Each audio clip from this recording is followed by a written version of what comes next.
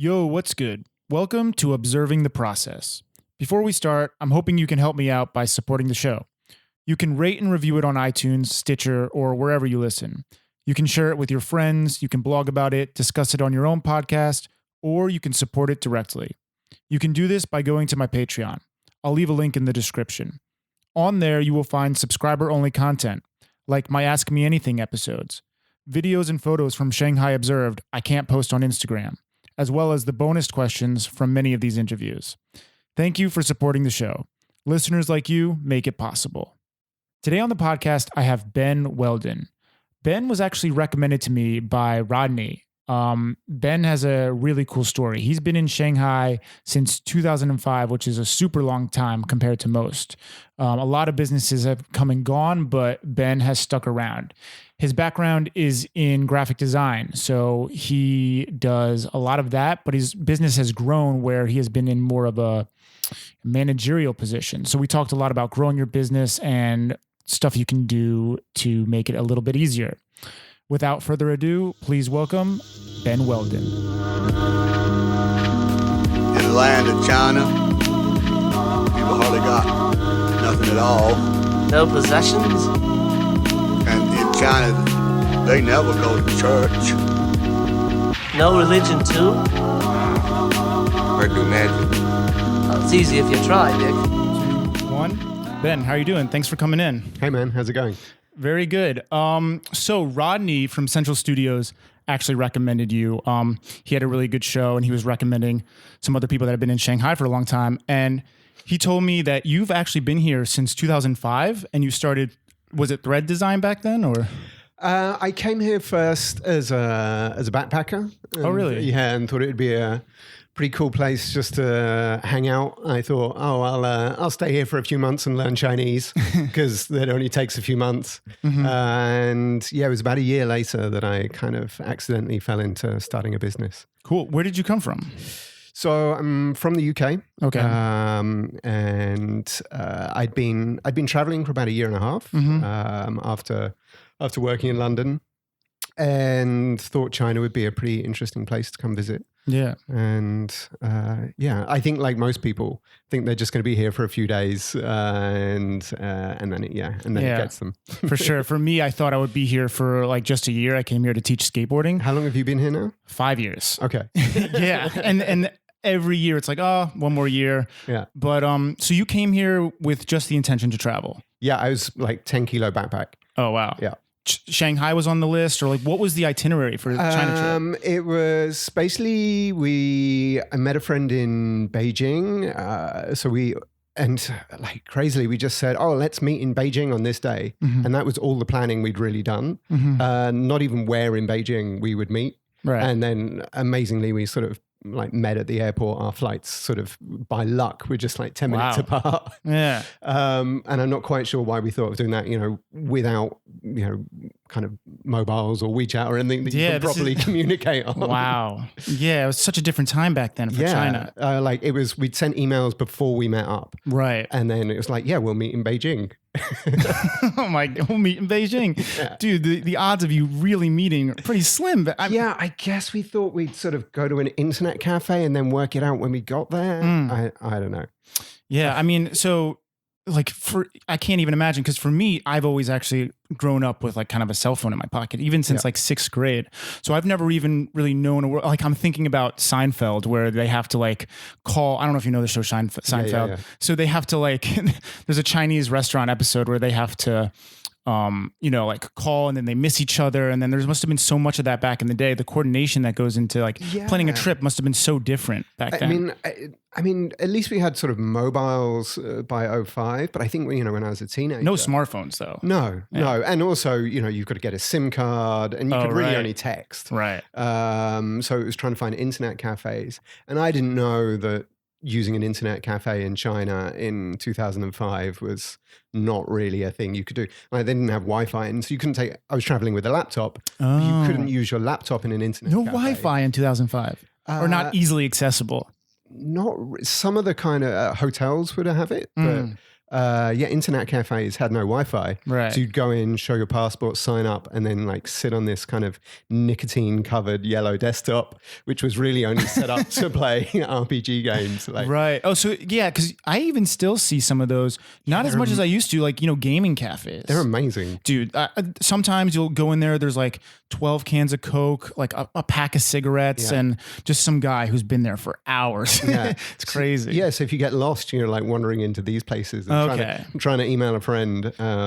Yeah. So what do you do? Connect by Ethernet or? No, you'd have to kind of go and try and use their computer. Use their computers. Oh, use their computer. And Yeah. use webmail. Like, Oh my goodness. Yeah, such a different time. Yeah, like because today we have WeChat and it's just, this place must just be like a total 180 from when you first got here. I think there was a sort of window where it was maybe a bit easier. I think now if you turn up as a backpacker, it's probably got harder again because I guess maybe about 5 years ago or so, taxis were super easy, but you could have maps. So you had everything convenient about your phone, but you could still really easily use cash and get around. Now, if you turn up and you have friends come and visit and you don't have a bank account set up and you don't have WeChat and Alipay, you're kind of screwed. Yep. You're opening this sort of your wallet and pulling out these pink bits of paper and people are looking at you like, what are they? Yeah. Do you remember money? Yeah. People get frustrated when you hand them cash. Oh, I got to deal with giving change. Yeah. So so funny. So visitors now, like, they're in a tough place. Yeah. Kind of, I see a parallel between audio when back in the day, like live concerts was how, like maybe 100 years ago, live concerts before you could sell like CDs or records. That's how they made their money, is through touring and concerts. Yeah. And then the CD boom and cassette, and that's how you made your money. And now it's gone back to concerts because everyone gets their music for free. Yeah. It's funny how you see like those kind of things come in wave, like full circle, even though technology has risen beyond it. Yeah, that's pretty interesting. Yeah, I wonder what's next. How it will go back around again. How it will go back around again. Yeah. What I was thinking about when you were talking about the taxis is like, it's kind of sad. You'll actually see, or I haven't really seen this, but I've heard like old people who aren't able to pick up and learn how to use the cell phone and, learn how to use apps like Didi or something. Like they're trying to get cabs and they just can't because no one will stop for a cab anymore. It's so frustrating. No, and I feel sorry though. There's still, I don't know what the percentage is, but a lot of people that are illiterate still. So my cleaner, she can't read and write. So she's Pinyin or even characters? Anything. Really? Yeah. So if I need to leave a note for her, it's not about, me having trouble writing Chinese. I'd have to kind of do it in pictograms. Like, so I'll draw a picture of a t-shirt with an X through it and like leave it on the laundry basket or something, like don't wash my t-shirts, or somehow try and communicate in pictures what it is. That's too funny, man. So, but now that, like it's, every month I'm like, oh God, I've got to pay her. Like, how do I have to go to the bank and she doesn't do WeChat. No, she doesn't have a smartphone. Oh, she does have a smartphone. It's super cute. She's got a piece of paper that she carries around with names and numbers written on it. So she opens up her smartphone and then looks at the number and then dials. She knows how to like dial. She doesn't know how to save a contact though. No. Oh man, that's funny. Yeah. What was I about to say? I was about to say something about, totally lost my train of thought. Let's go into, where did you go to school? Like you went to university, right? Yeah. So high school I was very lucky. I grew up in the southwest of England, a county called Devon. Like it's just been voted the #1 place to live in the UK. So I was very lucky to grow up in a kind of peaceful countryside surrounding, basically on the edge of a farm, and that's fairly boring. Yeah. And so left there and sort of tried to find somewhere more exciting. So I went to university just outside of London. Okay. Place called Bucks. Studied design and advertising, and spent my weekends in London, and then moved to London after university. And just, I think after growing up in the countryside, I've sort of since just tried to surround myself with busyness and people. Right. That's what I was about to say. Yeah. I wanted to bring this up actually. So, living in China, I was listening to this podcast, This American Life, and the episode is about this American author who decides to live in France. He puts himself on purpose in France and he's kind of famous in America. And the reason why at the end of the episode you learn that he's living in France is because he likes a challenge. He likes living in an atmosphere that kind of like makes it a little harder. For example, not even makes it harder, but one example is he buys his newspaper from the same person every day for like a year. And then in America, where he was famous, maybe, oh my God, instantly been known. And it makes him harder. He has to learn how to speak French. And then this person takes her a year to realize like, she asks, "Are you a tourist?" And he's like, "No, I've been living here for a year." And then the host of the show kind of psychoanalyzes it and is like, "I guess you like living in a hard place. Like if this got easy, you would leave." And he agreed. So the reason why I bring this up is I like related to it very strongly. Living in Shanghai, I kind of realized like maybe I do like the challenge of living here. Maybe that is something that interests me. I'm wondering if you've ever thought about that, like. Why would you live in somewhere where you have to learn the language? It makes it so much like everything is just an extra step. Yeah. Do you think it's harder here? I think in some regards, but in some regards it's far easier. But yeah. Mainly the language barrier makes it harder. I struggle with that every day. I get frustrated. So internally I struggle to like get stuff done sometimes. Yeah, I always used to say for every word of Chinese you learn, your life here gets sort of 1% better. Definitely. Although I guess 100% would be 100 words. It doesn't quite work. But, I get what you're trying to say. But I think the upside, especially, 5, 10, almost 15 years ago, was in terms of career and social were, there was kind of so much opportunity for having fun and doing work and building your own thing. And especially, as a creative, I think, the upside really overtook sort of any of the downside. Yeah, it's frustrating to get your feet on the ground here and get started. But once you've got a house and you've got your phone connected and all of this sort of stuff that's difficult at first, then stuff's really easy here. Sure. I think even maybe as I grow older, I mature more, but stuff like construction and being woken up at like 7 a.m. and little daily things can get to me. And I've grown out of that. But did you ever experience like a time where, maybe people spitting or the shoving or and not necessarily in business. I'm talking about just like daily life, cultural frustrations. Yeah. I call them bad China days. I've heard that before from other people too. And you've got to be careful with them because they will eat you up. And I've seen people turn into China haters. Yeah. And so then if you're living here and you're having lots of bad China days and then you just hate living in China, but you're still here and you're resenting everyone around you. Definitely. And so I think from quite early on, I've been really mindful that it's just kind of not to let it get to me. I still feel like a guest here. And yeah, I kind of just try and smile and move on. Yeah. There's definitely when you're dealing with bureaucracy, like, going to a post office and being told, no, not this counter, and you have to go somewhere else to get this photocopied, and then after 2 hours later, you finally get back to the counter you started on, and then they go, oh, well, we don't sell stamps on a Tuesday or something. Yep. That's the kind of stuff that I'm talking about. And I don't know. So you've been here. Think of them as stories. Think of them as stories for sure. And I think I've overcome this challenge in my head. I do look at it in a more positive way. Like you said, you can look at it as a story. That's so powerful in making it a positive experience versus a negative. I have a friend who I think he suffers from it the worst. And he's actually come and gone through China multiple times. Like he's been here since 2012, but he literally like 1 year on, 1 year off, 1 year on, 1 year off. And I think the core of it is not being able to accept like being in another culture and just like going with the flow more or less.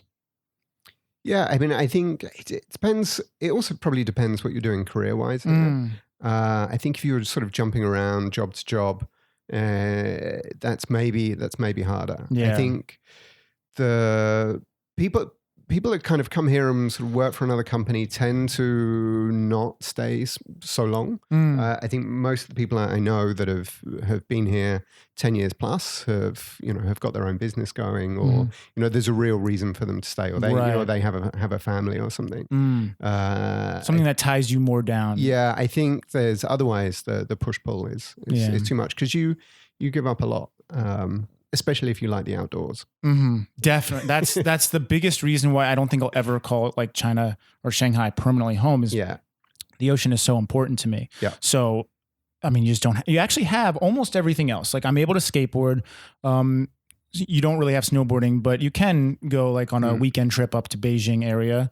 Mountain biking, I've recently come to like, and there's really good mountain biking, like 3 hours outside. I used to mountain bike a lot here. Oh, really? Yeah. Where did you mountain bike? I used to, what was the name? There's a group called Prodigy. I don't know if they're still going. And they've got a place out in Moganshan, but it was many years ago. And they used to do these weekend tours, and you'd go and do one, I remember, was the Zhejiang Anhui Pass. And so you spend this, it was incredible. You spend this day pushing and carrying and walking your bike up to the top of a mountain. Right. Stay in a farmhouse on the floor. Wow. And then it's like 3 hours of downhill the next day. That sounds amazing. Yeah. So, I mean, some really incredible stuff if you've kind of got the time and energy to get out there. Yeah. Rodney was telling me you're pretty athletic. You run triathlons? Yeah. Or not run, what would you say? I do triathlons.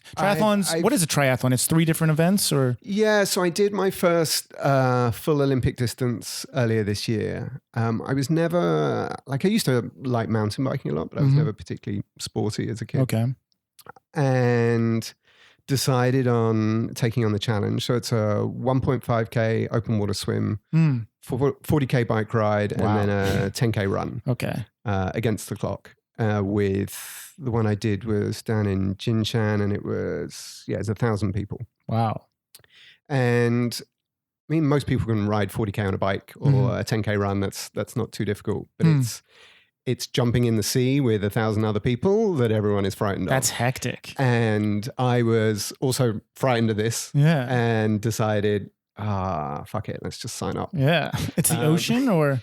Yeah, it was in the ocean. Oh, wow. And also, I can swim. I can sort of jump off a boat and swim around, but being able to jump in a pool and do 60 lengths without stopping which is 1.5K, right? So that's okay. And that was a challenge. I'd do 2 lengths and I'd need to stop for breath. So did you train for that? Yeah, so I had to train because I wasn't particularly, I was sort of tennis fit, but not triathlon fit. Okay. So I had to train quite a lot. Okay. And that was a good experience. And I think a friend of mine, Nick Panicky, he's also a friend of Rodney's. He just did an Ironman and wrote this really great article about how training for an Ironman and doing an Ironman in these kind of long endurance sports is much like running a business. And that you have to put the time in, you have to have your rhythms, you have to set goals, and both training goals and long-term goals. And so although an Olympic triathlon is only it's much smaller than an Ironman, but it sort of really clicked with me, the sort of parallels between endurance sports and running a business. So definitely that was going to be my next question, actually. Like, I find that there's a strong correlation between a healthy mind and a healthy, I guess not body, a healthy mind and a healthy mind and a healthy body. So if your body is healthy, you're running these triathlons, you stay fit. For me, it's a direct correlation between, being aware during the day, being able to get my tasks done and just be more efficient. So I was wondering if you feel the same way. We talked about the triathlon, but do you have a more daily approach to physical fitness? So I've been, since starting the triathlon, there's an app that I've kind of fallen in love with. It's called Dailyo. Okay.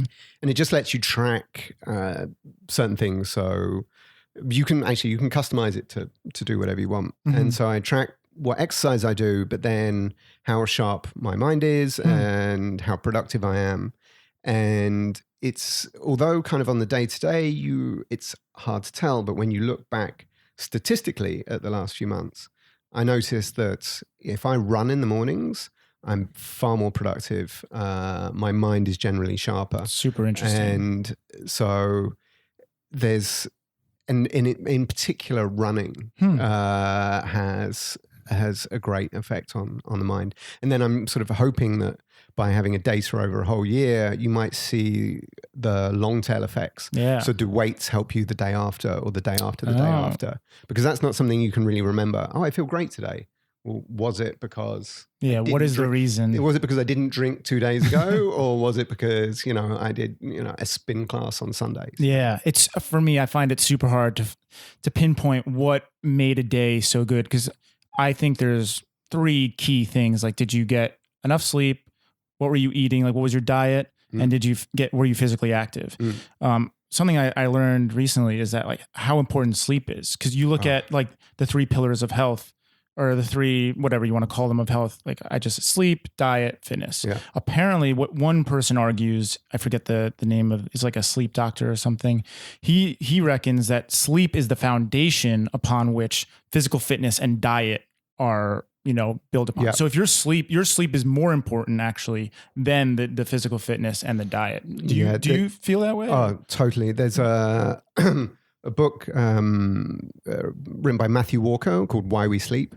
Yeah. And just the opening chapter to this book, where basically he just sort of explains in just a few words or convinces you rather that not getting enough sleep is a death penalty. Yeah. And I think we sort of wear lack of sleep as almost a badge of honor. Yeah, I was going to get into that. Yeah, like, oh man, I only got like 4 hours sleep last night. Oh, did you? I only got 3. Or I can only sleep when I'm dead. I can sleep when I'm dead type attitude. And it makes you stupid. Yeah. So actually I was annoyed. I didn't have a great night's sleep last night. So I was annoyed when I woke up this morning. I'm like, damn, I think I only got about 6 hours sleep. That's definitely like 10% more stupid today. Yeah, I feel the same way. I'm like, I'm not going to be as sharp as I could have been. Or like, I'm just thinking about, I go down to the percents like you do, like 10%. Like, it's silly, but it probably is true. I think it definitely affects. Do you have a secret for a good night's sleep? No, I don't. I mean, I've been getting better. I used to feel like I had a lot of problems falling asleep, but now just from the reading I've done and research, making sure you're getting up at the same time every day will help. Like, if you get up at 7:30 every single day, even if it's the weekend you can't sleep in, that will help a lot. Your diet right before you eat is super important. You shouldn't be eating, super unhealthy, like super gluttonous stuff. Apparently oatmeal is pretty good. Just like a little bit of that. Yeah. That's a good bedtime snack. Drinking plenty of water throughout the day has helped me so much. Man, I always forget. Way beyond as you go for the water. And I made, like, while training for a triathlon, actually, I sort of forgot to up the amount of water. And I made myself really sick a few times because I don't get thirsty. And then, you train for a couple of hours and then have like 1 bottle of like 500 ml of Nongfu and wonder why you're sort of sick by the end of the day. Yeah. Water has tremendously changed the way I feel throughout the day. And also, you don't need to eat as much if you're properly hydrated. I found I'm not eating nearly as much as I was before. If I just, if you're hungry, you can drink like a full glass of water. Well, your brain confuses often hunger and thirst. Really? So sometimes you'll think you're hungry, but actually you're thirsty. And so then you're like, which is fine if you're going to eat a kind of bowl of cereal with a ton of milk or like a whole lot of watermelon. But then you sort of dig into some cheese and crackers. It's like, I didn't need that, man. You should just go in for the water. Yeah. Yeah. So yeah, that also something I've been doing recently is I boil water in the morning and then I just put some lemon and hot water, like no tea, just the first thing you do when you start your morning. Tastes bad though. Tastes terrible. It's not delicious by any means, but it's like, there is something about it it's better than coffee as the first thing in the morning, So I do that as the first thing in the morning and then I'll go about like my shower, like organizing clothes, blah, blah, blah, like start of the day. And then I find that like that first it might be it's not even the lemon. I think like a hot glass of water to start your morning will get your body realizing like, oh, water is like what I should be consistently doing throughout the day. Coffee's one you got to be careful with for good sleep. Like, do you have coffee every day? You know, I'm trying to get off of it because I don't know. Everyone here's mixed. I hear like, oh, it's good for you, it's bad for you. Smoking easier than coffee. I mean, that was... Yeah, I used to smoke every now and then. I'm very lucky I don't have an addictive personality, so I just gave it up. Like I'm on a zero. I used to be like, oh, if I'm having a couple of drinks with mates, like I'll have some, like a cigarette. But for the past year, I've just been a zero tolerance policy because I just decided like zero tolerance, like not even one. It's the way I've been going about it. Yeah. So you used to smoke though, or? Yeah, I mean, I guess I think being at school in the sort of the early mid 90s, smoking was a badge of honor. So college or no? I mean, I started at 14, 15. Oh, well, in the UK, did you say? Yeah. So you go into the playground at lunchtime, and everyone was smoking. Wow. So yeah, I think I was 15, smoking Marlboro Reds. Wow, the hardest cigarette. Yeah, I mean, it's just like kids don't do that now. No. And so that took me until 30 to kick. Wow. Which was, I think, another reason that I'd never been kind of super sporty, because I just wouldn't have been able to go and run around. And so, yeah, then you kind of just gradually get more healthy. I think the whole world is gradually getting more healthy. And yeah, it's easy. It's easy to look at how like the negative headlines, because that's what they tend to be. But overall, we're in the healthiest time this world has ever seen. Like the amount of like people that are able to live through like horrific situations. And I don't know the exact stat, but apparently we're way better off. Like you compare ourselves to the plague. Like, we had the plague in the 13 or 1400s, whenever it was. Like people like, I just think it's so easy to look at the negative headlines. There's this dude on Instagram. It's called Tank's Good News, and all he posts is just positive headlines. Yeah. And it's taken off. And it's really nice to have something like that in your newsfeed, because it's just too easy to read negative stuff. So let's dive a little bit into your background. I want to go back to education. So you went to college in the UK. Yeah. And what were you studying again? I studied graphic design and advertising. Okay. And then what was your first job out of college, career job? Did you get an internship out of college? What did you do? Yeah, so I was very lucky. Our college our university had a really good reputation in London. And so I was picked up for an internship, would have been about 6 months before the end of university. Oh. And it was kind of cool. During my internship, we pitched it was a project with the BBC. Oh, cool. And at the time, we were doing websites in Flash, and I was teaching myself Flash from a book. And so with this company, I was like, oh, okay, we can do this, and it'd be really cool. Anyway, they pitched it and won the pitch. And then they kind of called me up a few weeks later and said, oh, we've won the pitch, but we have no idea how to do the work. And I'm like, well, I don't know how to do the work either. I just saw something in a book. And so they were like, well, if we give you a job, will you come and do it? So I was working full time in London probably 2-3 months before I finished university. Okay. And so I kind of in my evenings and weekends put together my thesis and final project.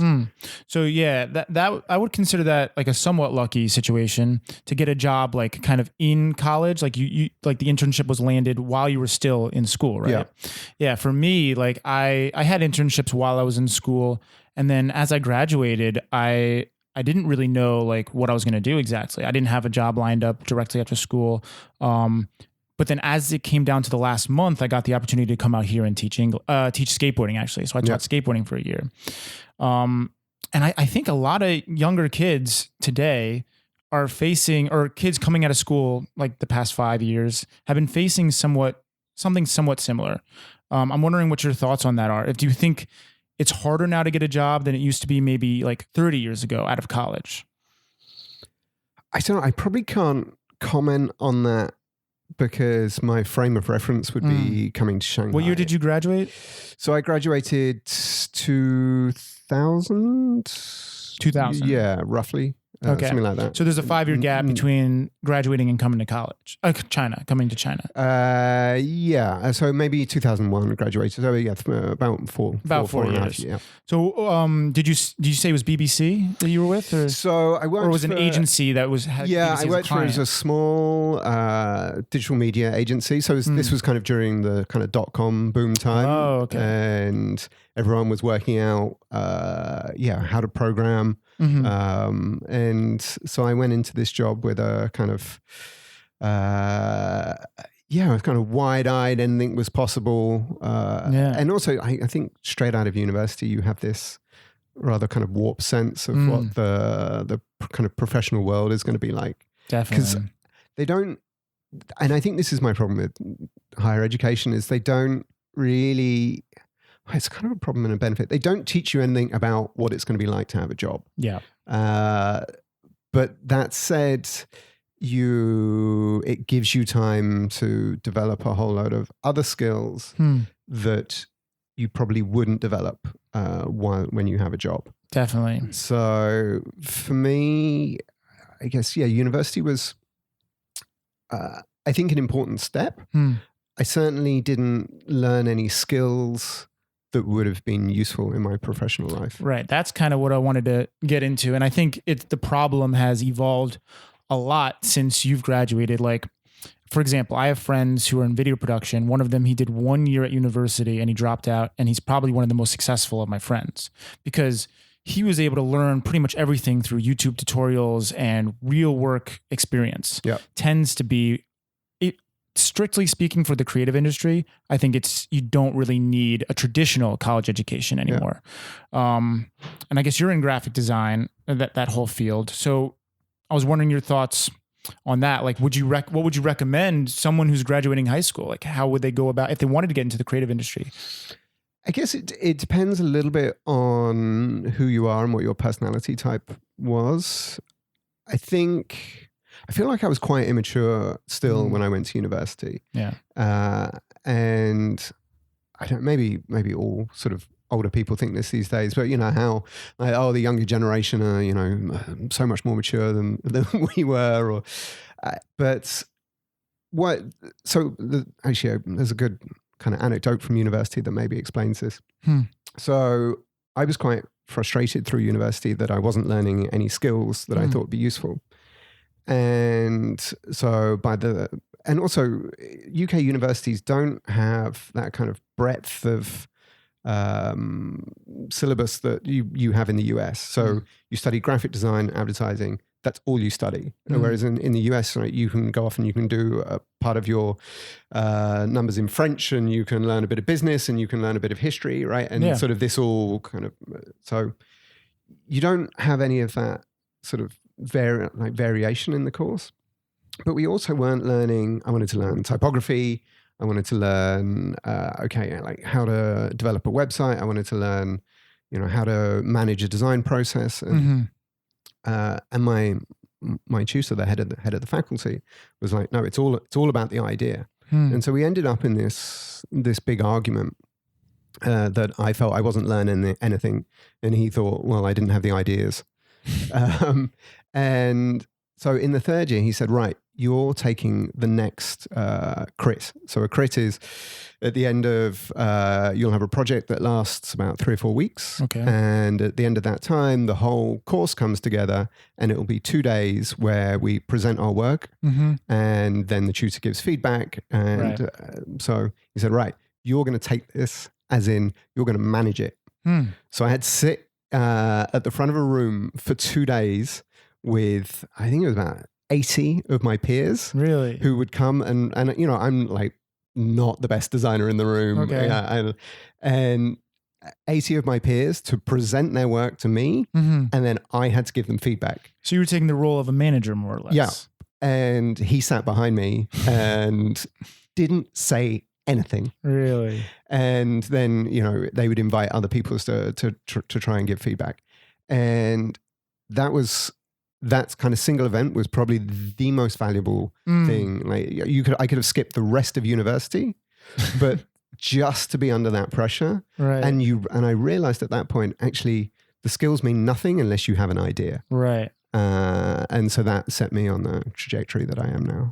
That's a great story. I that's a question I would have had in the future, like one single event that kind of is really stuck with you and you still kind of use today as a learning experience. Yeah. That's great. I want to talk more about the transition into China. So you said you came here in around 2005 and it started out as just a trip, like a backpacker's trip. So how many weeks was the backpacking trip? So we did, it was about 2 or 3 months. And we did Beijing to Kathmandu overland. Okay. So, and it was trains, sleeper trains, hard sleeper, no Gautier.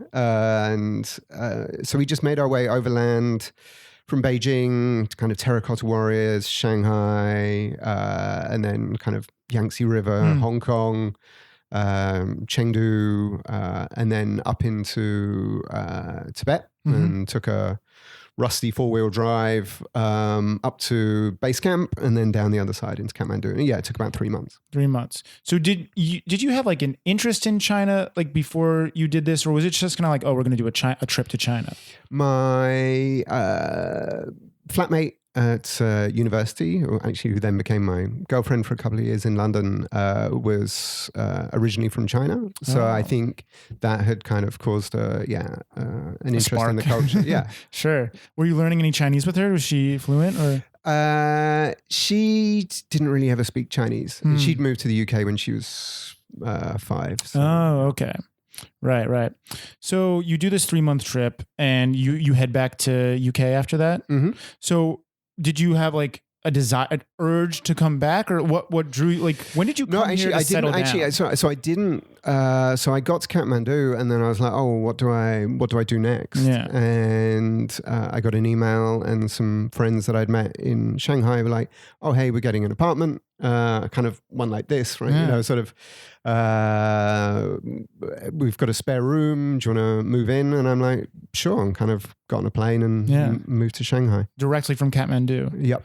Awesome. Okay. Wow. So that's really the start of the whole trip. Yeah. So you get here to Shanghai. Are you starting to work? Like, do you have a game plan? You kind of still on like. So by that point I'd been, would have been a year and a half out of work, and I'd built up a sort of a small roster of freelance clients. So I would just kind of sit at a table and freelance for a bit of cash. Right.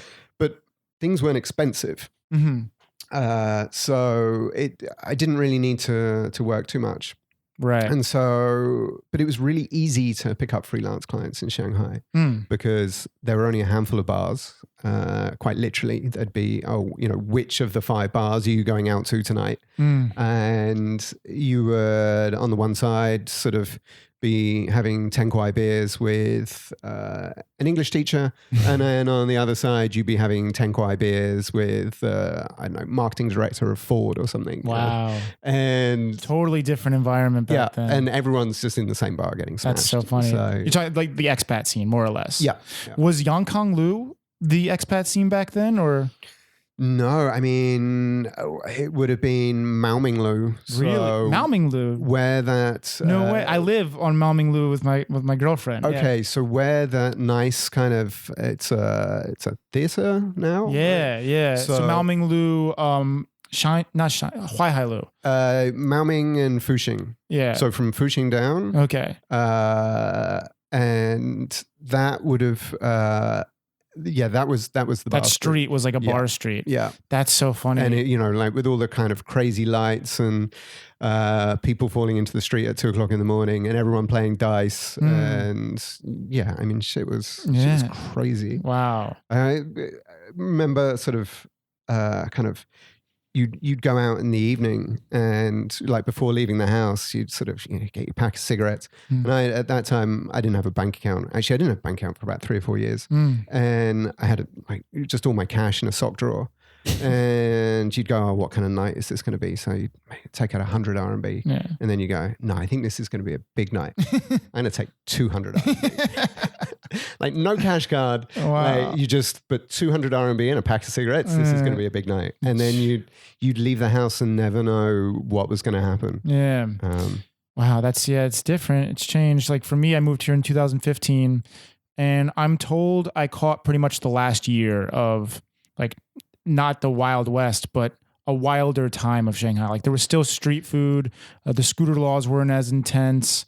So yeah, I think you could say that for every year. Yeah. Even in sort of 2010, we were reminiscing about 2008. Yeah. 2008, pre-Olympics, we were reminiscing about 06. Right. That makes sense. So, and I think, it's still a really fun place to come. Yeah.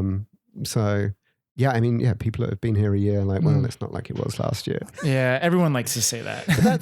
But that's the exciting thing. I mean, I still go and spend a lot of time in London, and I can still like, we're on this street. There's a really good bar at the end of the street that I remember from university, and it's still exactly the same. Right. And I feel like that doesn't exist in Shanghai though. No. Yeah. It's so like I had no idea Maominglu was a party street. Like all I remember is Yangkanglu used to be the spot. And then in around 2016, they just shut it down and you can't really party there, or you can't really do street beers anymore on that street. I mean, and there were many more party streets before Yongkang. Wow. So were you meeting clients? Like tell me about your strategy for networking. Like how do you network? How do you like to network? So that's also something that's changed a lot. So when I started my business, I started my business with, kind of accidentally, but with a business partner. Okay. Singaporean lady here who was a business consultant. She was helping people do market entry. By this point, I was working out of a small office space. And so I was kind of designing stuff, but her clients needed design, my clients needed business consulting, and this sort of just kind of evolved into a business. She'd registered the name or registered a company so she could start issuing invoices legally. And I was like, I'll register a website. And at the time you could just register a .com.cn on GoDaddy, which you can't do anymore. And so like built a website in a couple of days and the rest is history. Right. And she had a pretty large network. So to begin with, a lot of the business came through her. Interesting. But then as, over time, as you kind of socialize more, and you start to build up a portfolio of work, then the business keeps coming. And at that time, there was no competition. Really? My personal website that I haven't used for about 10 years, I mean, if you typed in design Shanghai, I think my personal blog was top of Google for about 7 years. Oh, goodness. That's a feat to have. And thread design was top of Google, knocked my personal blog off and was top of Google, like number one for design Shanghai, branding Shanghai, like restaurant branding Shanghai was number one on Google up until probably 2 or 3 years ago, with very little like SEO management. Yeah. Today you'd have to have a full SEO employee. We're still number three on Google. Well, the fact that you started so long ago, no one can compete with the fact that you started so long ago in terms of the way Google ranks, right? Yeah. I'm not an SEO expert, but to my understanding, like the first to come serve, It's annoying. I mean, yes and no. I mean, there's a new company. So place 1 and 2 is there's a LinkedIn account and they've called themselves Branding Shanghai. So linkedin.com/branding Shanghai. And I think it's a company, they don't really seem to be in business. Nothing really happens. They're number one on Google. Yeah. Because linkedin.com/branding Shanghai. And I would imagine nothing is linking into that page, but Google's put them top. Right. And then second is a Belgian company that do, and they're called Sortlist, and they place clients with agencies, and they've spent a fortune on SEO. Okay. So yeah, and then there's us. Right. So getting in a little bit into, I found it. So you started with a business partner. Something that I'm going back and forth with is trusting people in business. Like, do you have advice for, like, I feel like I actually don't want to hire employees because it's just like adding another thing of trust, a layer of trust and delegation and, putting my brand and my vision in someone else's hands. So do you enjoy the process of working with someone, or do you like to do as much as you can with your own hands because it like guarantees a certain outcome? I think, and more just because of my skills and my personality, having a business partner is necessary for me. I wouldn't say I'm particularly strong in business. Right. In terms of, like, I'm probably too trusting, and I'm more along the lines of, oh, don't worry about the contract. Let's just do some cool work. Yeah. And so having someone that's more strategic and business minded as a partner is important. So my first business partner, we were in business 8 years together, and that didn't work out because after 8 years. Yeah, so that's a long run though. Yeah, it was a long run. So up until 2014, and that didn't work out. Is this a Singaporean woman? Yeah. Okay. And there was a few reasons. Trust was part of it, but I think for the most part it had just run its course. What we did as a business became very different, and more relevant to me and less relevant to her. So we went our own separate ways, and I bought her out, and then made two guys at work. Or a guy and a girl, Adam and Justine, my business partners. Okay. So I bought my business partner out and then assigned shares to them and put my trust in them. And for me, I feel that was, it's not for everyone. I feel for me that was kind of one of the best business decisions I made. Okay. It sounds like you don't have to go into details of whether it was messy. It sounds like it was relatively smooth. It was incredibly stressful at the time. I imagine. Because you realize that a partnership agreement, especially in a service business, isn't really worth anything. And so you have all of this paperwork that you've signed and you've agreed to and has been checked by a lawyer. But then one person wants out and the other person wants to stay. And you have a business with no assets that can be valued. So the real problem came down to, the business is worth a lot to me, because I want it and I want to continue and I have the client relationships and I love it. But for her, she wants out. She wants to do something else. She's got other projects, so she doesn't want to buy the business. I do, but therefore the way you value that. There's no way of valuing it because it's worth different things to different people. Yeah. So she doesn't want to give me the business, but I don't want to pay for it because she doesn't. And so that's very interesting power dynamic. Yeah. And so that was about 3. And by that time you spent kind of 8 years building a business together. Yeah, you've invested your heart and blood, sweat, and it's your first business, and you're in China, and like you're scrambling around looking for legal advice, which doesn't exist. Yeah. Oh my God. Yeah. And so coming back to sleep, I basically stopped sleeping, and it would be a bottle of wine in the evening to get to sleep, 2 cups of coffee in the morning to wake up, and that's no exercise, and that's a poor cycle to be in. And then eventually, and this was a sort of, I don't regret it now because it's such an amazing learning experience. But eventually, and I joined entrepreneurs organizations. Rodney, also a member, and.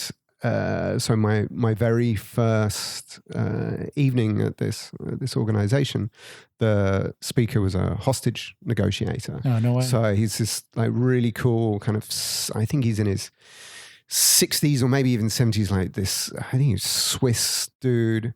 and he'd worked for the New York police being a hostage negotiator. What's his name? Oh man, I can't remember. I just interviewed a New York police hostage negotiator when I was in New York. Oh no way! Yeah, go on. Sorry. Well, he's now back in Switzerland running a business That's school. too funny. Go. But I was very fortunate that sort of after the evening and after the dinner, he came and sat down with a few of us, and it's just one of the smartest people I've ever met. And he just went around the table and asked people kind of what they were struggling with in their business. And by this point, I was kind of 3 months into this incredible. You're in the pit of this. I'm in a mess. Okay. And he gets to me, and I start explaining my story, and he just cuts me off. And he's like, she's holding you hostage. You're holding yourself hostage. Whoa. Like, you're looking for a win-win situation. And let's face it, there isn't one. And I'm like, I'm just in pieces. And he goes, but there is mutually agreeable. Not mutually agreeable, mutually beneficial.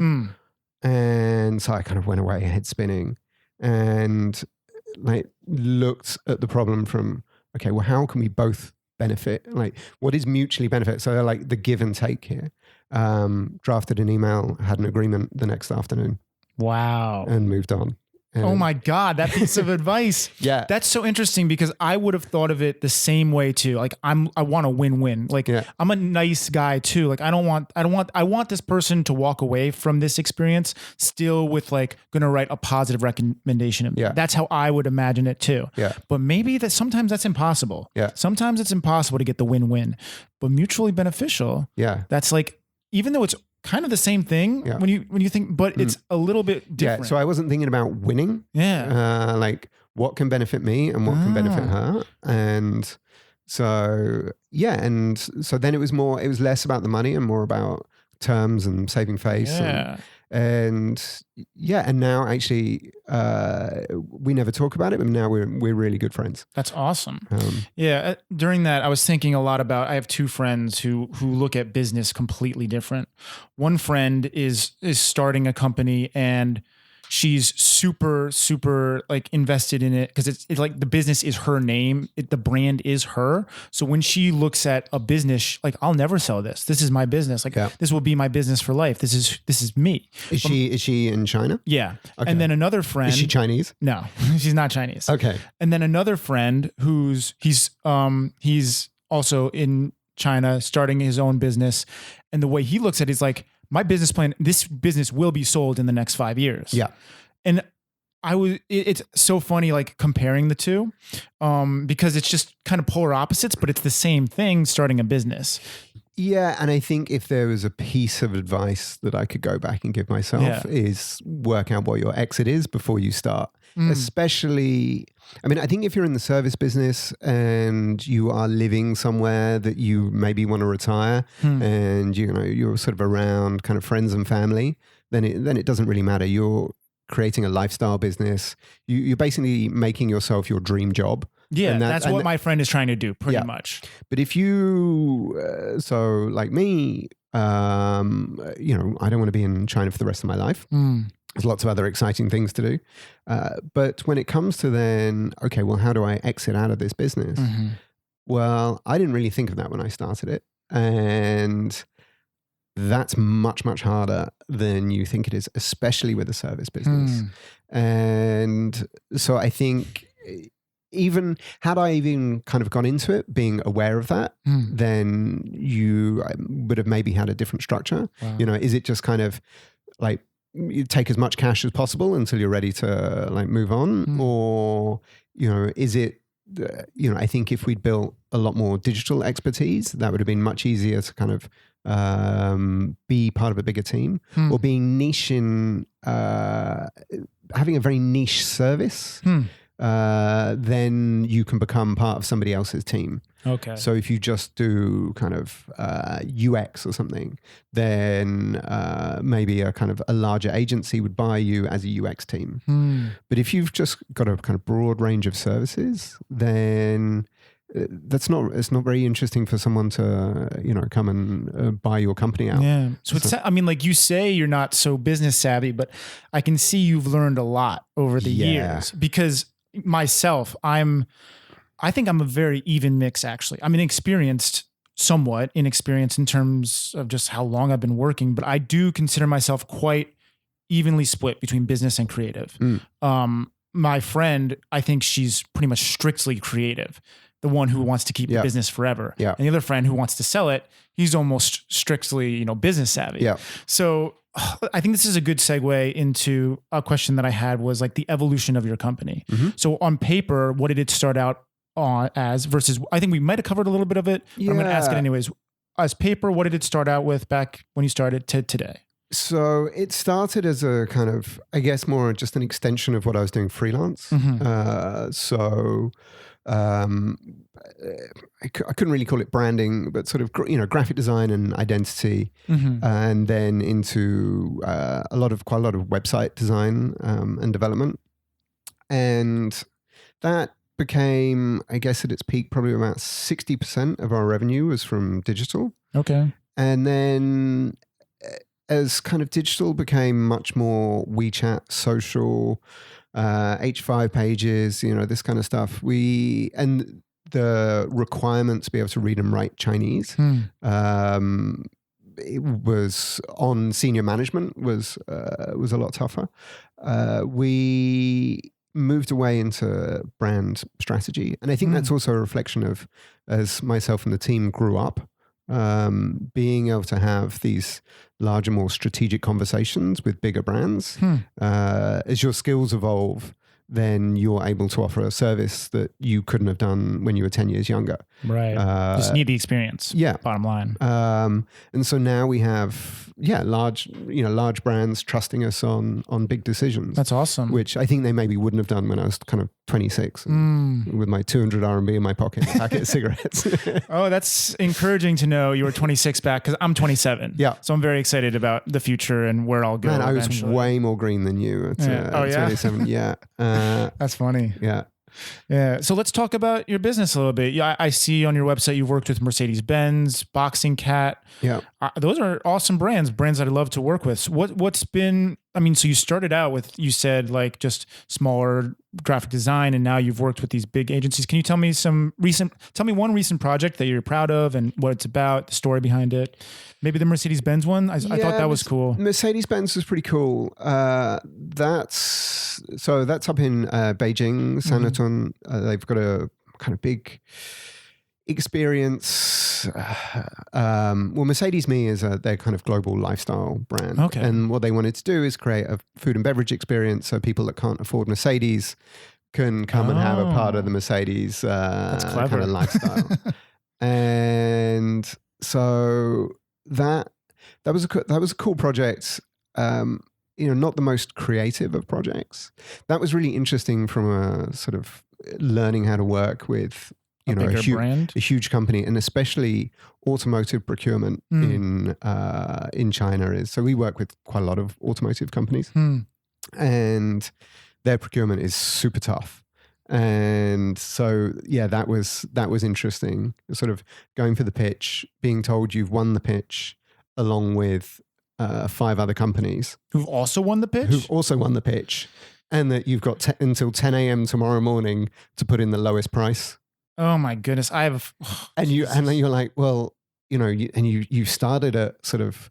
What do you mean? How can 5 brands win the pitch? That's so silly. Because it's not the client, and the client that you're going to work with chooses companies that they'd like to work with, and then hands over to a procurement department who are used to doing procurement for windscreen wipers and air conditioners. Right. Okay, that makes more sense. Because when you're I have a story about procurement. Like I was working with Adidas skateboarding on an event, and basically, in the past, the budget has not been high enough to need to go through a procurement process. Yeah. But now, as laws have gotten stricter in China, it was necessary. So they wanted to work with us hands down. Like they were gonna basically choose us, but we were forced to pitch with two or three other brands, just because legally in China now you can't just hand someone. Yeah, which is fair enough. It's fair enough. But it's funny, like.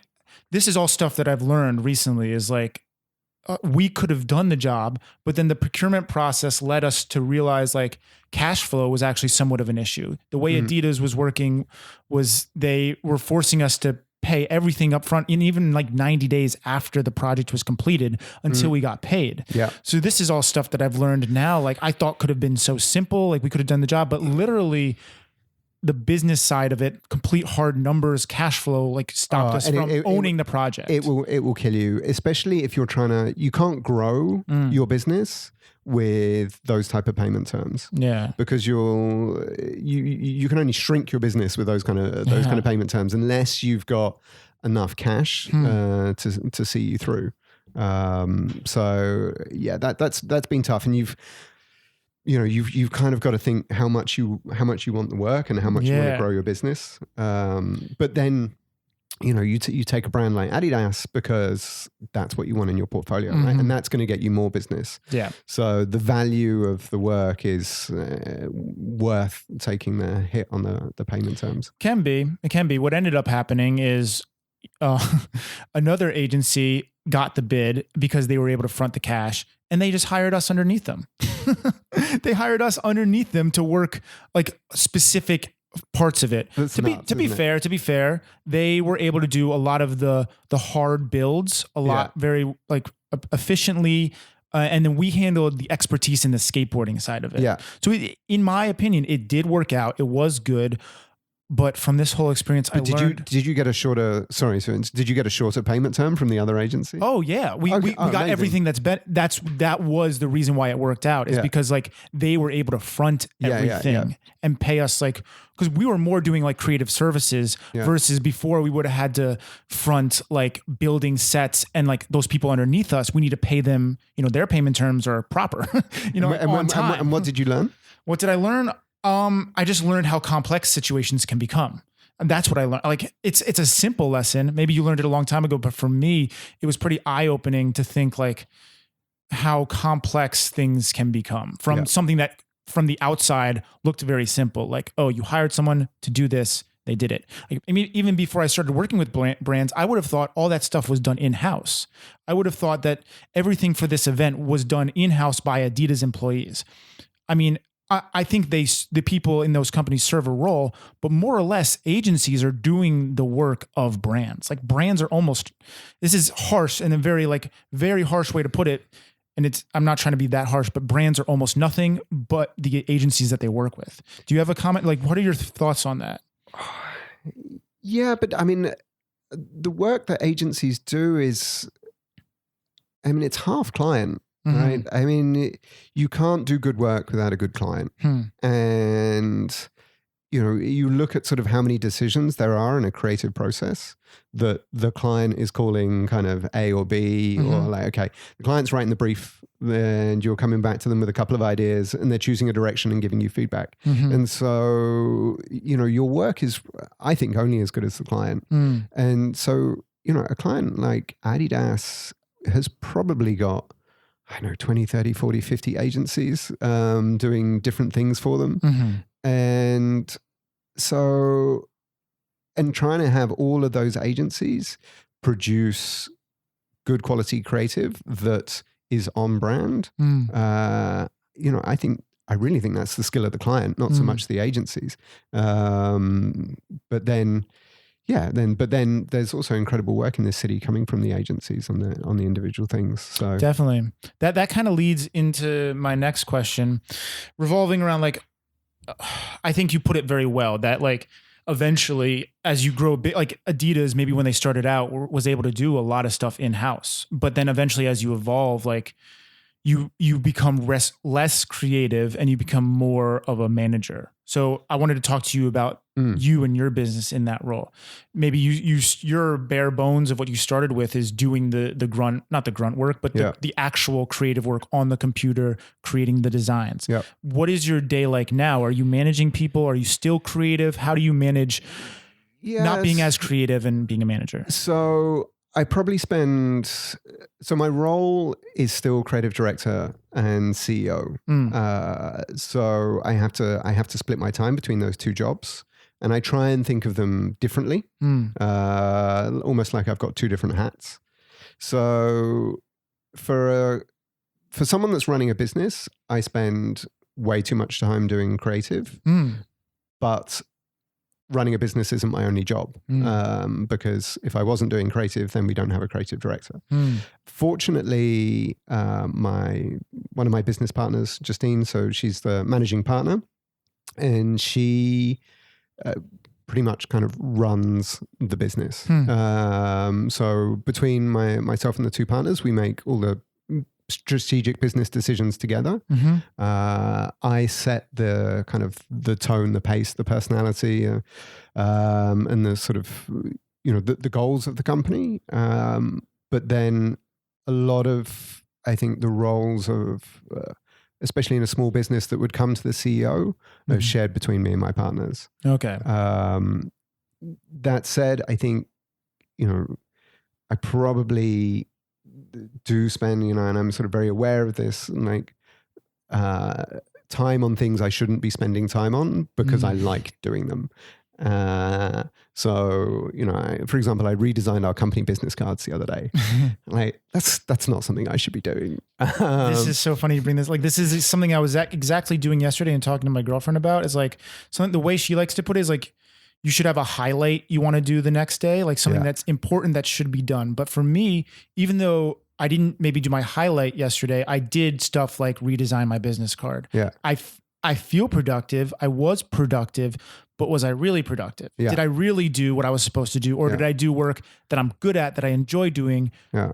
So how do you deal with that? Do you try and like write a to-do list, or like, do you feel the same way? What are your thoughts on? So I think we give ourselves so much pressure, when you're sort of listening to, there's so much content now about how to be successful and how to be productive. And so we put so much pressure on ourselves, and, I do it to myself as well, like, why aren't I like Gary V, Definitely.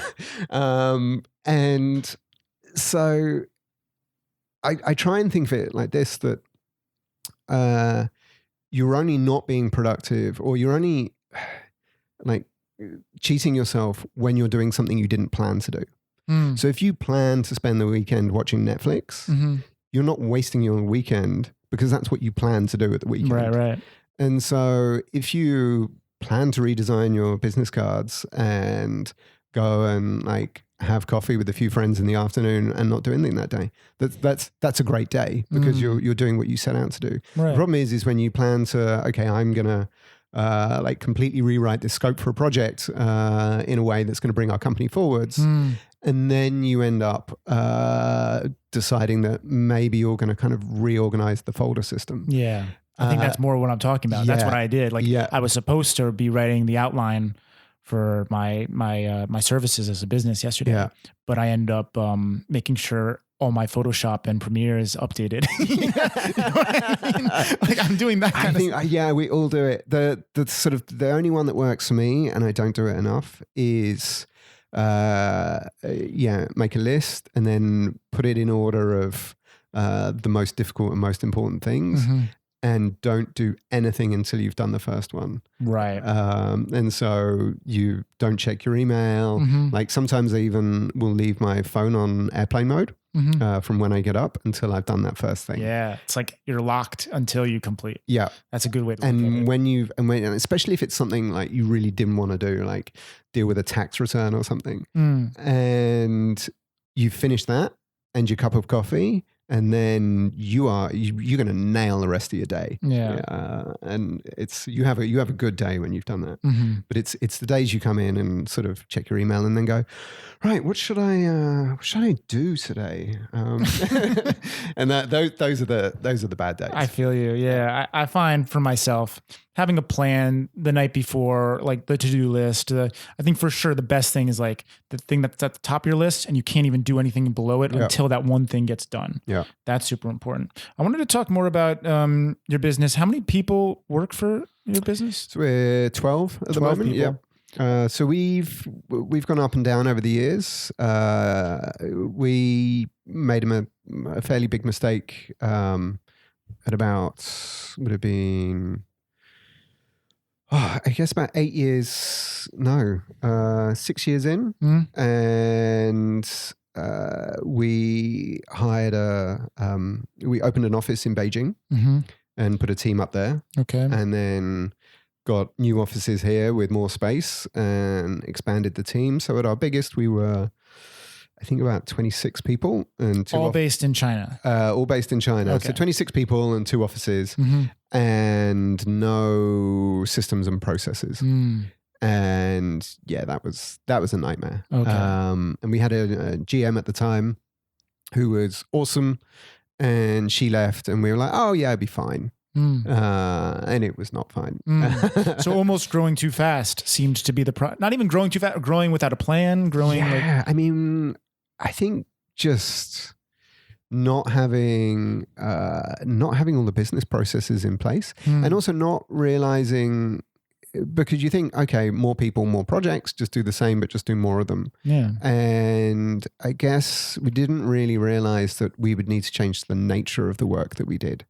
That closing lots of 50,000 RMB deals isn't going to work, and you're going to need million RMB deals. And the way that you business develop million RMB deals is completely different to your 50K deals. Because of the investment of time that you put into trying to get those. Well, the type of clients that you're going after. Of course. Like, yeah. I mean, there's an endless stream of people that want logos for cafes. Yeah. And that's great work, and it's fun, and designers love it. But it's not scalable. No, and the budgets are never going to be that much. And also, when you're dealing with small business owners, and they're spending 100,000 RMB with you, it's a lot of money, and they want to be part of it, and they want to make every decision, and they want to ask their friends what they think. And then, working with the big corporates, it's not so fun. Yeah. But it's streamlined. Yeah, it's not their money. Yeah. They don't have the heart invested into it that small business does. Yeah. And so they don't want to waste their time kind of going, oh, well, is it sort of an 11% pink or a 12% pink? They don't care. But that small business might go back and forth on the 11, or like, for example, like when we do editing for video, it's like, to me as an editor, the cuts matter, but for the client, if it's like a super passionate person, like that 1 second between like the cut, on the next clip means the world to them, and you have to go back and forth and back and forth. Yeah, I remember when we did Boxing Cat, who are great to work with, but we did, I think we must have done 100 variations of that cat. When did you work with Boxing Cat? Because they got bought out by A&B, right? Yeah, so that was a few years ago. So before they got bought out then? So they'd opened, they just opened their bar on Fuxinglu and Yongfulu. That was, oh God, I want to say 08. And they'd used a kind of a logo they'd found on the internet. And I think they just kind of got a friend to design it. Yeah. And they kind of got busted for that on ShanghaiExpat.com. I imagine. Does that even exist anymore? And so, then they kind of, we'd been working with Kelly Lee on some other projects. Kelly Lee, that's the name. Yeah. She's a legend. Apparently, she's F&B legend, right? Yeah. She's done Boxing Cat. What else? Do you know? Cantina Agave, Sproutworks. That blows my mind that she did Sproutworks, because that feels like a Wagas. Like it's just as proper. It's great. And it scalable. That was a fun project for us too. You did Sproutworks as well? Yeah, so we did the name for Sproutworks as well. Cool. So that was fun. It's nice to leave kind of a little bit of yourself around the city. Oh yeah. And that was kind of fun creatively as well. We had sort of quite a bit of free reign. That's awesome. But she's been involved in lots of projects, and all with different partners. And so we kind of got bought in on quite a few of those. But their business was doing well, and then to get bought by AB InBev, that's a big deal. That's big time. And AB InBev are Boxing Cat is now in every corner of China. Interestingly, they felt they'd missed out on the craft beer market in the US, and that these kind of companies came up underneath them and they didn't invest quick enough. AB InBev, you're talking about? Yeah. And so they were like, just like, we're not going to miss out on this in China. And so they've been investing heavily here. Yeah, it's super interesting to see that, like that when that was happening in the US, I was kind of reading about it or hearing about it, and it seemed like you could open up a craft brewery, and if you were fairly decent, you could be expected to be bought up because they caught wind to these small craft breweries eating their business. Yeah. So it just became like a thing, like, oh, you just start a business and they'll buy it up quick. Yeah, but I think you had the sort of the Sam Adams and the Brooklyns and the Rogues who, I think they waited quite a while until they got bought out, and it cost a lot of money. Yeah, it's super fascinating. So you worked with Boxing Cat, and you designed. What was I think you stopped midway through the story. I don't know what you were saying exactly. Yeah, I mean, you were saying that sort of before that how. When you were kind of a small business owner. And so, the cat, I think there would have been, I feel like we did over 100 variations and revisions on that cat. And it comes down to sort of how, if his glove is a little bit higher, is that defensive? If it's lower, does it look like you can hit him? If he's leaning forwards or backwards, is that aggressive? But and coming back to this point that, clients made the business. I think if we hadn't have kind of been pushed to go through all of those, like some of the first kind of rounds of revisions look pretty cool. But I don't think it would have been as iconic as the cat that it is now if Kelly and Lee hadn't been pushing us for, to get it perfect. That's awesome. That's awesome. So cool that you've worked with so many like local brands in Shanghai and been able to just keep going like that. Yeah, I mean, there's kind of less and less still open now over the years. Food and beverage comes and go. There's a sort of fair element of luck. Let's talk about the fact that you've been here since 2005, because that's a big feat in and of itself, because we've seen so much stuff come and go over the years. So I want to focus a little bit on, Shanghai when you first got here and Shanghai now. Like, what are some of the differences you feel working here, living here? Well, I think we've already kind of hit on a whole load of living here and the sort of it's just the chaos and the unexpectedness. I think professionally, the expectations from clients is completely different, but also the level of quality that is being produced here. And it was back when we started, it wasn't difficult to do something that was better than anything else that was out there. Right. You didn't need to. We could hire fairly junior designers, and their work would be good enough. But now you have like really sort of international level of creative and execution, and the products super high that the businesses are producing. So. Yeah, I don't think there's really much in common at all with when we started business wise. Do you find that so when you first started, the internet was around, but the world wasn't as globalized as it is today. Yeah. Do you find a lot of work being outsourced outside of China, and has that changed your business plan or? No, but we probably should. I mean, China's an incredibly expensive place to hire people in this industry now. Really? Yeah. I mean, the salaries here in the creative industry are as high, if not higher, than London. Really? Yeah, and New York. Wow. Yeah. Because have you heard of like websites like Fiverr and stuff like that? Yeah, we've tried using Fiverr, and that's always just been a nightmare. Yeah. Yeah. So maybe for bigger scale jobs, but for small stuff, I've like transcripting, for example. Yeah. Like very small transcripting niche projects. Super cool. Yeah. Although there's some really good like automated AI versions of that now. Yeah, that scares me. The amount of work that's going to go away from AI and automation. But there's still a kind of huge what do they call it? Like not micro digital economy. I can't. but all of the, there's still a kind of huge amount of work out there for the pieces that AI can't, like that sort of final piece, like telling the difference between just one part of a sentence, and there's this huge economy globally of like people helping AI to do its job. Yeah, I don't know. I when you read about like the amount of things that can be taken away from AI, and I go back and forth on whether I'm nervous or excited for the future that AI could bring. But I think. And this actually comes back to the question is we're doing very different jobs to what we were doing in 2005. Like the type of work that we need to be doing now is different to the type of work that we were doing. Right. And I think that'll be very similar. Like when we have an economy that's much more integrated with AI, that the type.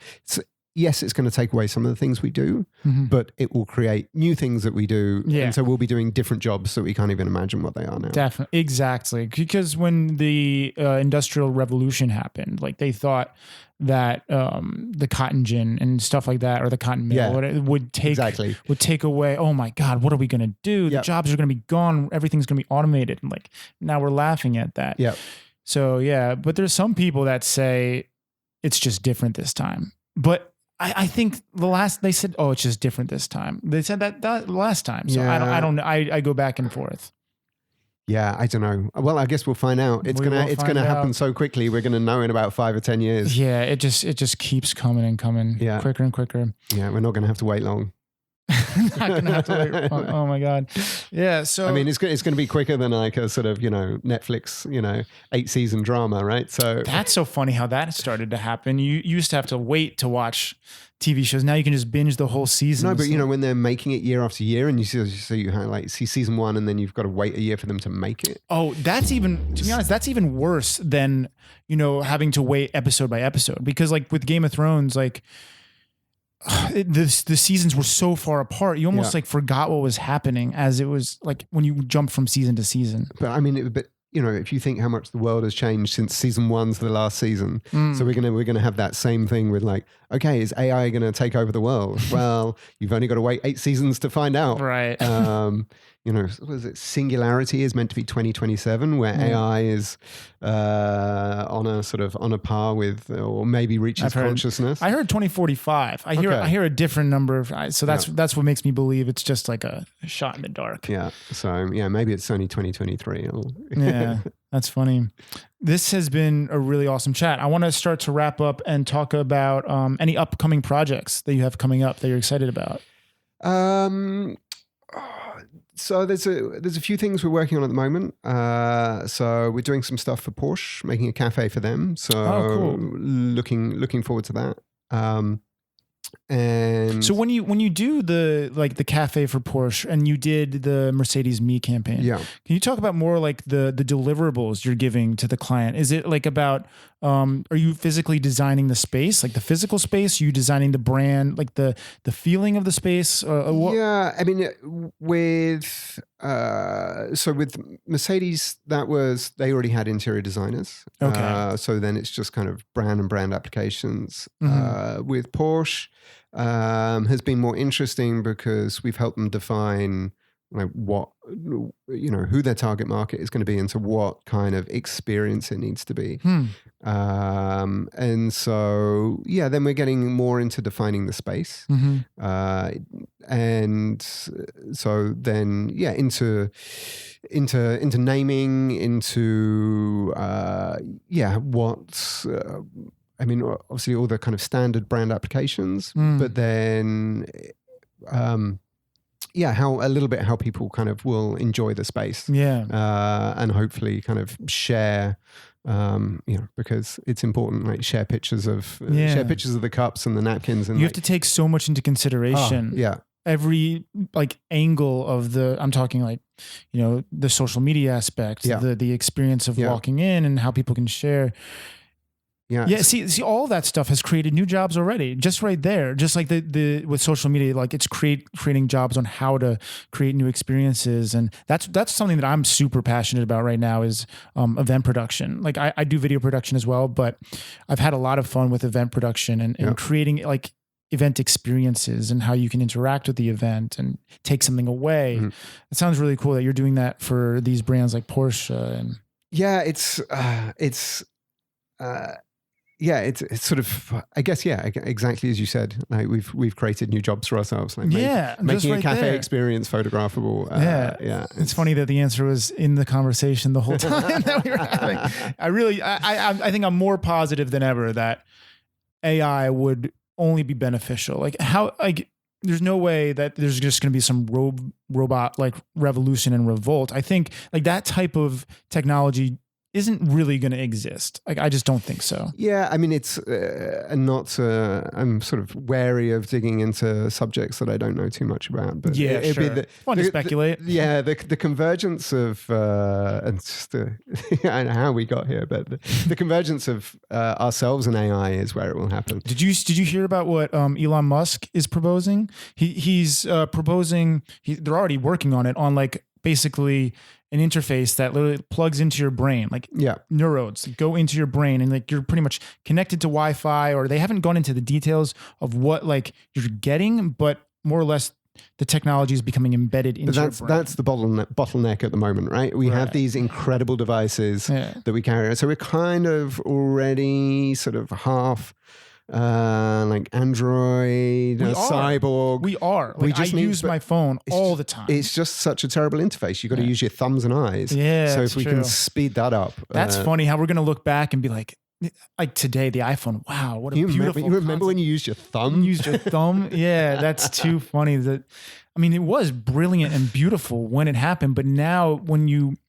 Like if you were able to just like have a picture in your mind of what you're trying to look at on the internet, or, be able to send that like PDF or whatever, I don't even know what you call it. It wouldn't be called digitally, but maybe it would be. Voice recognition has got so much better. And if it wasn't for the VPN issue, I swear I'd be talking to my, I've just got the new Samsung, and from across the room, I can say, hey Google, what's the weather going to be like today? And, off she'll go and let me know. And I think I would be having conversations with my phone. Yeah, it frustrates me. I feel like I'm not taking advantage of the full technological revolution, but I'm going to be able to tell a more interesting story about like how I interfaced with WeChat in its like heyday. Like I didn't come here before WeChat, but I was definitely here before WeChat Pay. Yeah. And when WeChat Pay happened, it was like, whoa, this is crazy. You could pay with your phone, and it was not that hard to get it connected to your bank account. And then I also saw Mobike come. And then once Mobike was here, there was like thousands of other brands that got poured in. Yeah, that was fun. So that kind of stuff, I think I'll be able to tell a more interesting story to my kids, my grandkids, whatever you want to call it. I mean, that's fun even now, just trying to, just going back home for a holiday and trying to explain to people that like you do everything with a QR code, and they're like, huh? QR code is way undervalued or overlooked. Man, it's meeting friends back home and should we connect on WhatsApp? Okay. And then you have to give each other phone numbers, and then what is this? Yeah, it's crazy. They so yeah, in one sense, I feel limited because I'm not able to use like the Hey Siri function because it just doesn't work as well here or at all even. Like basically when you try and use it, like it tries to go to Google and then that just doesn't even work, or maybe there's ways to program it to make it work properly. But I bet in like local Chinese people are using the same types of services like Hey Siri on their like Hey Baidu or whatever they're saying. Yeah, I don't know. I might have to Google that later. Yeah. Do you ever find you're limited? Because for me, I think I'm good at Instagram. I'm good at you're amazing at Instagram. Whatever, I'm good at. And I mean, I just want to say that like your Shanghai Observed account is hands down my favorite Instagram account. It's the reason I opened Instagram. So I was like, when you said, hey, do you want to do a podcast? I was like, fuck yes. I'm like, it's so cool to be on your show. I really appreciate that. Well, actually, can I ask you, like, what are you going to do with it? What's the plans? You just keep on going? And does it take a lot of your time? It does and it doesn't. I've hit an interesting roadblock or a new point where it was a creative project and now it's more of like I'm accepting submissions and curating what's on the page, which is still creative but not nearly as me like going out and shooting the content. So, I mean, I'm really enjoying podcasting. So I'm using that platform to try and grow my podcast. I want to start making more videos and be more creative with it, like actually publish my own content rather than like sharing other people's content that they've created or, just shot on the street. So yeah. Have you ever had that experience? Like it like was a cool creative project and then it kind of turns a little bit monotonous and you're not as sparked by it anymore? I guess, I mean, that sometimes happens with client work because you had this vision for it and then it sort of, for various reasons, it has to become something else. Exactly. But I mean, so do you, because I guess it started more as pictures you were taking. Yeah. It started as a daily photo project. But now it's... I mean, so it started as a daily photo project and I was just using my phone. It was great. But then every once in a while I would get like that funny t-shirt photo and then I would post that. And that's what tended to get the most likes and the most comments and the most interaction. And then, the funny videos that I took. And then all of a sudden I'm like, I could just take other funny content and like credit the people, But now it's all coming from the sort of the netizens of China, right? Yeah, from like WeChat groups and people submit through Instagram, even just DM me clips and stuff like that. And do you get any backlash for some of the stuff you post?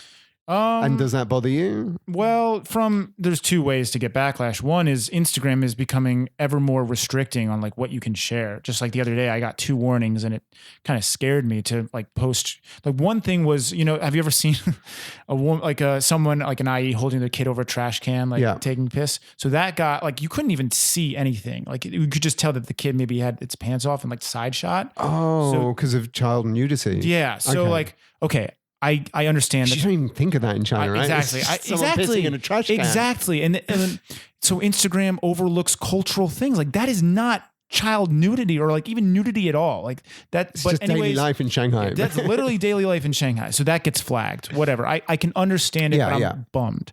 Another one was I posted a video of this guy. He was like with a hammer, like hitting himself in the nuts. And that got taken down and reported for like self-harm. sexual. No, not even self-harm. And maybe it said that, but the main thing it said was, this is sexual. I'm like, what are you talking? So long story short, I think they're having AI take these things down.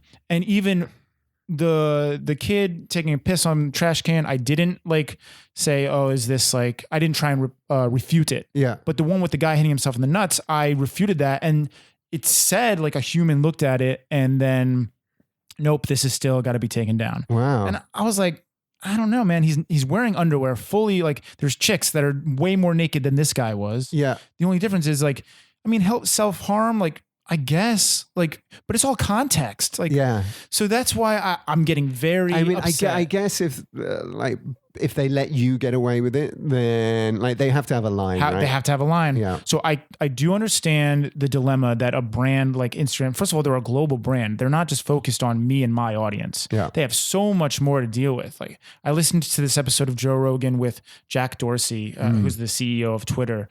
And it's just a fascinating conversation about how like they literally have an impossible challenge ahead of them to try and monitor what people are saying. One thing that I dealt with, like I posted a photo where it was a jacket and for some reason this person on the subway had Hitler on the back of their jacket. Oh yeah. Very strange. And I posted that photo and that got taken down. And I was actually a little infuriated that it got taken down. Yeah, I remember you saying in your last podcast about this, did right? I already talk about this? Yeah. So I was like infuriated that like, cause I felt my first reactions like, are you trying to censor, Hitler and like not even censor, but try and like repress the history. That's not what they're trying to do. Apparently it's illegal in Germany to post photos of Hitler. Yeah. So that and I guess, you've got global laws. And it's a global, so it's literally an impossible thing to do. Do you think you'll carry on indefinitely or do you think there's a kind of a point you want to get to or would you like employ a team to run it for you? Right? Yeah, pretty much. I think that's the ultimate goal is to kind of turn it into a situation where I have, people curating the content and turn it into somewhat of a, there's many different ways to utilize the platform that I've built and turn it into some type of media company. Yeah.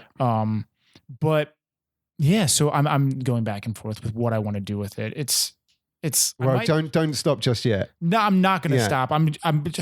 It's just scary. I have to be so much more careful about what I post. That's what's scary, because like my account could be just deleted one day, and that would be devastating. Yeah, and you've got a ton of followers now, right? Yeah, and that's part of it. And the other part is the amount of time I've put into the name and the brand, and like as you said, like this, I wouldn't sell this because there's it's not worth enough.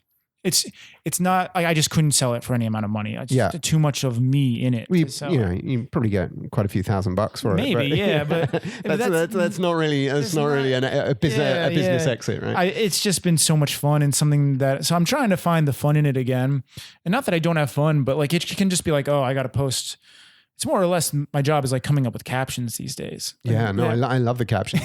That's what makes it for me. I think it'd just be a bit dry if you didn't have them. Exactly. So that's the area where I can be creative and still do it. And I still am able to post and use it as a platform for other things that I'm working on, share on there. Like, hey guys, I'm doing this over here. And so that's been super fun. And selling t-shirts. Selling t-shirts. Yeah, there's so much I can do with it. Yeah. And that's something that actually overwhelms me, is because you can just put so much in front of you and so many different options of where you can go. Do you ever have that problem where you have so much in front of you and like so many avenues you could potentially go down, and then maybe puts you at a roadblock from doing any of them? No. You don't have that problem. I guess there's a sort of a bit of a first world problem is that I'm lucky that I have money and health and a passport that lets me into lots of countries, but no, I'm kind of here and I'm doing my business, right? So that's at the moment that's the option. Build this, put a team in to carry on and run it. So it sounds like it's a skill of yours, an inherent skill, that you're focused and can focus on one task and not get sidetracked by other stuff. You could say that. Well, for me, it's a learned skill. I'm still working on staying focused on one project at a time. I think you just sort of, for me, I just realized unless I kind of focus on taking this to the next level, then this is just going to be my job for another 10 years. And so the sort of, the organization and what I do with my career needs to evolve. And so, if you don't focus on that, you end up just going around in circles. Right. Do you have a plan for when you might leave China? Everyone has a plan for when they might leave China, and then and then it changes. Yeah. So what's the current plan right now, though? So at the moment, we're putting a more senior team in. So we're hiring senior members. Nice. And hopefully some of the team that are there now, and as we hire more senior people, will want to take the business forwards themselves. Awesome. And what my role will be in the future, I guess I'll find out. That's super exciting. I'm excited to see what the future will hold for you. I'm sure I'll have you back on in the future, and we can see where you've been. Cool, can you tell people where they can follow you, where they can reach out to you? Sure. Probably easiest just Google me or Thread Design. Or Ben Shanghai or Ben Weldon Shanghai or I think sort of you'll find everything. Yeah, I'll link you in about Instagram and stuff like that. Or? Yeah, I think my sort of, after doing so much SEO, I think just about every part of my life is on the first page of Google. So Ben Weldon. Okay, cool. Thanks so much for being on the show, Ben. Pleasure. Thank you so much. All right. Bye, guys. All right. Cheers. Boom. That's it. Thank you so much for listening. If you found this podcast valuable, there are many ways you can support it. You can rate and review it on iTunes, Stitcher, or wherever you listen. You can share it with your friends. You can blog about it, discuss it on your own podcast, or you can support it directly. You can do this by going to my Patreon. I'll leave a link in the description. On there, you will find subscriber-only content, like my Ask Me Anything episodes, videos and photos from Shanghai Observed I can't post on Instagram, as well as the bonus questions from many of these interviews. Thank you for supporting the show. Listeners like you make it possible.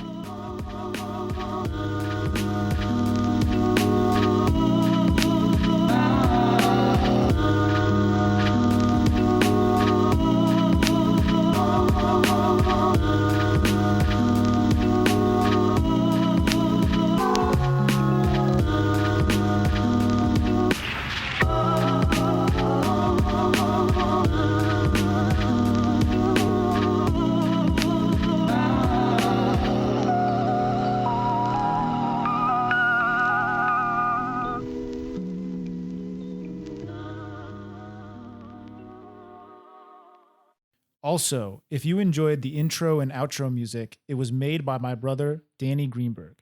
You can go and check out his beats at soundcloud.com/estoric, ESTORIC. Okay, that's it for now. Peace.